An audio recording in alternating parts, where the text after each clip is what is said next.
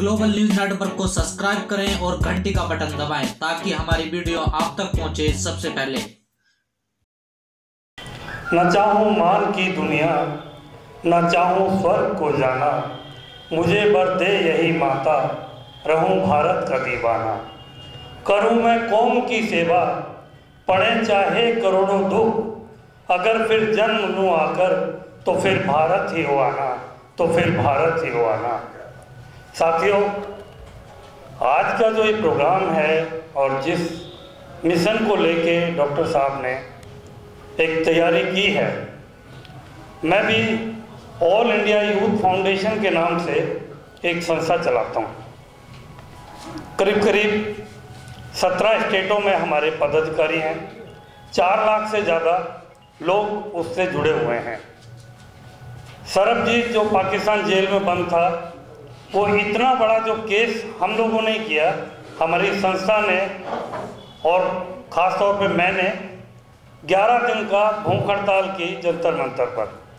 पूरी मिनिस्ट्री मेरे पास आती थी, एक दिन में 2 मिनिस्टर आते थे, केंद्रीय मंत्री आते थे। और एक टाइम तो ऐसा आया कि पाकिस्तान एम्बेसी को भी हमें बंद करना पड़ा, थोड़ी देर के लिए सही। लेकिन इतना बड़ा संगठन होने के बावजूद अगर हम लोग ये बोलें कि हम लोग कहीं पे, दिल्ली देश की राजधानी होते हुए भी यहाँ पर ऐसी विधानसभाएं हैं कि जहाँ पर आप पूरे राजधानी के अंदर एक दिन में जाके और एक दिन में अपने घर आ सकते हो। देश में ऐसी विधानसभाएं हैं जहाँ 3-3 दिन में आप पूरी विधानसभाओं में घूम नहीं सकते।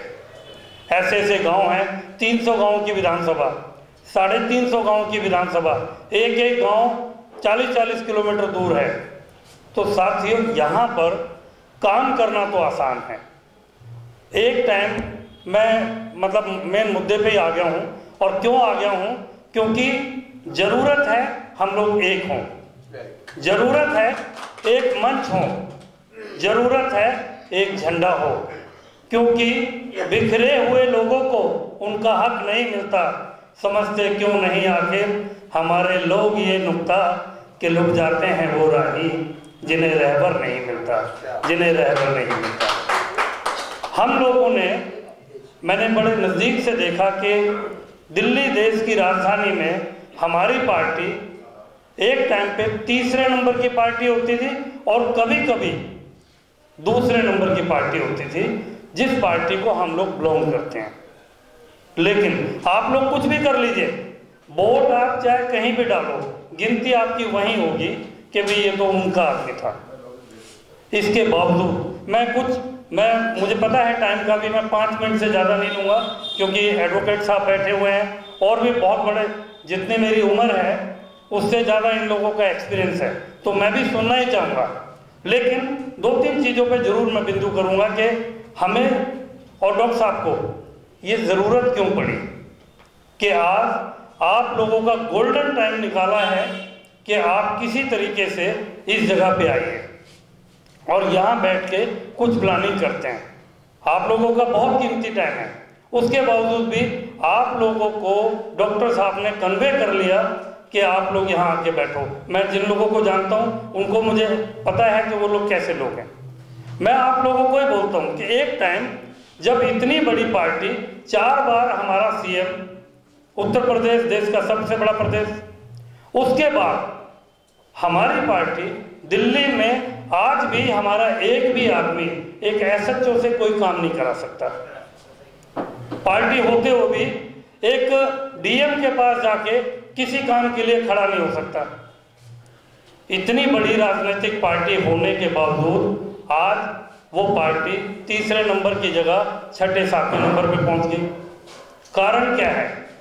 उन कारणों के पीछे अगर आप जाएंगे तो सारे साथी बुद्धिजीवी लोग हैं, कोई अपने घर को छोड़ के अलग होना नहीं चाहता। बड़ा पेन होता है जब कोई अंग टूट के और दूसरी तरफ जाता है, और इस पेन को हम लोग अच्छी तरह जानते हैं क्योंकि हमें पता है कि हमारे घर में हम लोगों को, वो हमें भी चाहिए इज्जत, लेकिन कम से कम जो स्टेट चला रही है कमेटी, वो कमेटी ये प्लानिंग तो करे कि हमें शासन चाहिए। हमें शासन का, मेरे को आज तक पूरी एक उत्तर प्रदेश को छोड़ने के बाद, मैं फिर माफ़ी चाहता हूँ, मैं यहाँ क्रिटिसाइज करने नहीं आया हूँ, लेकिन एक जरूर हम लोग ना चर्चा तो कर सकते हैं ना अपनी इस बात पे। उत्तर प्रदेश के बाद कोई सा ऐसा प्रदेश, मैं पूरे देश में घूमा हूँ, विदेशों में भी घूमा हूँ, मुझे एक भी प्रदेश ऐसा नहीं मिला जहाँ पर हमारी पार्टी ने ऐसी प्लानिंग दी हो कि हमें हमारा सीएम चाहिए। एक भी प्रदेश ऐसा नहीं मिला। सिर्फ और सिर्फ एक ही सिस्टम है वहाँ पर कि आपने जन्मदिन मनाना है, आपने टिकटों पे बांटनी है और आपने इलेक्शन लड़ाना है। जिला अध्यक्ष का भी यही काम है, प्रदेश प्रभारी का भी यही काम है और प्रदेश अध्यक्ष का भी यही काम है। इसके आगे वो एक धरना प्रदर्शन नहीं कर सकता। जब आप अपनी बात रख नहीं सकते, आप वोट करते आ रहे हैं, आप लोग तो लीडर हैं, मुझे पता है, आप लोग, मुझे पता है आपके पीछे बहुत बड़ी भीड़ है, लेकिन उस भीड़ के नाते जब आप अपना काउंसलर नहीं बना सकते, और काउंसलर बनाने के बावजूद एक काउंसलर नहीं, एक दो काउंसलर तो आप निर्दलीय खड़े हो जाओ तो भी जीतते हैं, कोई ये प्लानिंग नहीं है कि आपका दिल्ली एमसीडी पर आपका कब्जा होगा और आप अपने लोगों को वहां सेट कर पाओगे। एक एक आदमी को, मेरे कितने दोस्त एमएलए हैं, कितने दोस्त आज की डेट में, कितने दोस्त मेरे काउंसलर हैं, एक एक आदमी ने अपने समाज के 20-20 लोगों को लगाया हुआ है, सिर्फ और सिर्फ उस पे क्या बोलते हैं, उस पे बेलदार और इन छोटे छोटे जॉबों पे, अगर आप स्टॉल पे ही लगाया हुआ है। अगर आपका काउंसलर बनेगा, आपका एमएलए बनेगा तो आपके लोगों को फायदा पहुंचेगा नहीं पहुंचेगा? तो आप सिर्फ वोट करने के लिए आए हुए हैं। आप हर बार वोट कराइए, 4% हो गया, 3% हो गया, 7% हो गया, शासन की बात कौन करेगा? दिल्ली में शासन नहीं ले सकते हम लोग। दिल्ली में हमें शासन चाहिए, और दिल्ली में शासन चाहिए तो जो मैंने एक बात बोली, वकील साहब बहुत मेहनत कर रहे हैं, साथी लोग, सभी लोग अपने अपने लेवल पे, अपने अपनी जगह पर पूरा मोर्चा संभाला हुआ है, लेकिन फिर मैं वही बात कहता हूँ कि ज़रूरत है हम एक हों। ये बहुत ज़रूरत है एक मंच हो।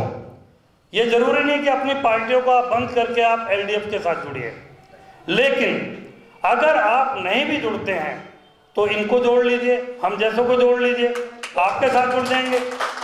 लेकिन चाहिए क्या? अगले आगामी चुनावों में आपका दिल्ली का सीएम डिक्लेयर होना चाहिए।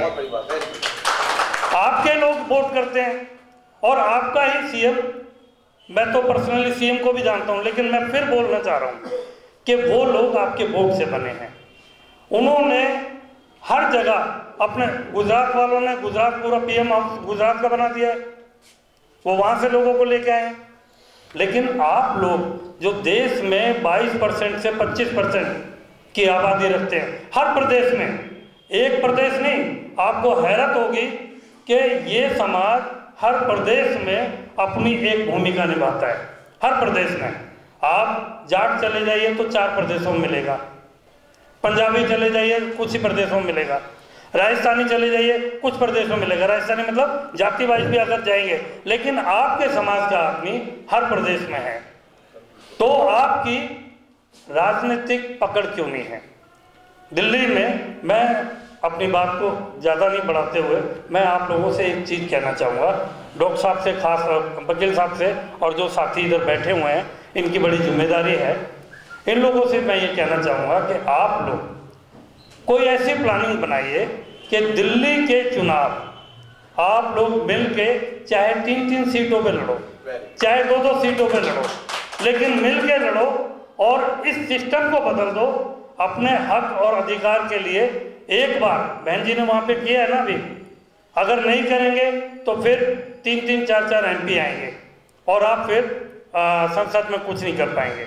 तो उन्होंने वहाँ पे किया है 80 सीटों में से, अब आप देखना कि उनको 35-35 या 30-30 एमपी निकाल पाएंगे वो लोग, नहीं जीत के आएंगे, 30-30, 32-32 एमपी उनके जीत के आएंगे।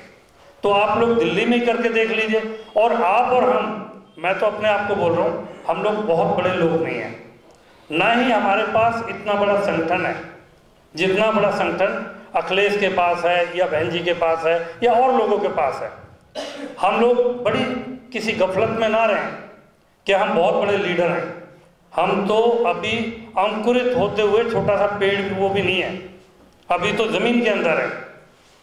आप हमें ये सोचना चाहिए कि एक मौका मिल रहा है 5-5, 7-7 सीटों पे, अभी 7 सीट हैं, फिर 70 सीट आएंगी, मिलके बनाओ ना एक सिस्टम और आप लेके आओ। अगर आपका एक एमएलए भी आया या आपका एक एमपी भी आया, आप अपनी बात संसद में कुर्सी पे खड़े होके कह सकते हो। और अगर आप ऐसे अकेले अकेले लड़ते रहे तो न्यारी न्यारी ढपली हो गया, न्यारे न्यारे पिटोगे भाई।